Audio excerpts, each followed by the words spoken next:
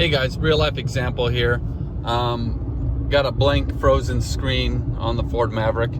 Gonna wait till I get to a stoplight up here and actually show you how to reset the screen here. All right, so we're gonna come to a stop. All right, so again, we're gonna hold down the power button here as well as the skip forward button here for about 5 seconds. I'm pressing down.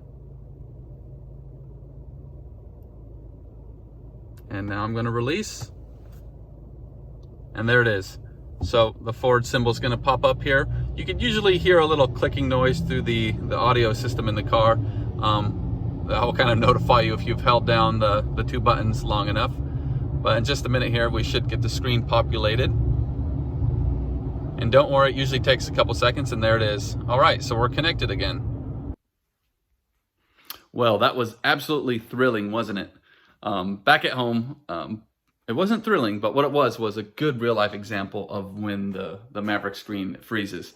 And as a lot of you know, it freezes quite a bit, whether it be on the backup camera, when you're connecting a phone, or even on that blank screen that mine was frozen on. You fix them all the same way. You hold down that power button and the skip forward button for about 5 seconds. And like in the video I mentioned, you'll kind of hear it click through the audio system, and you know it's rebooting itself. And don't get scared again when the Ford symbol is kind of just circling there. Sometimes it takes 10, 15 seconds. It's just rebooting itself, unfreezing itself, I guess.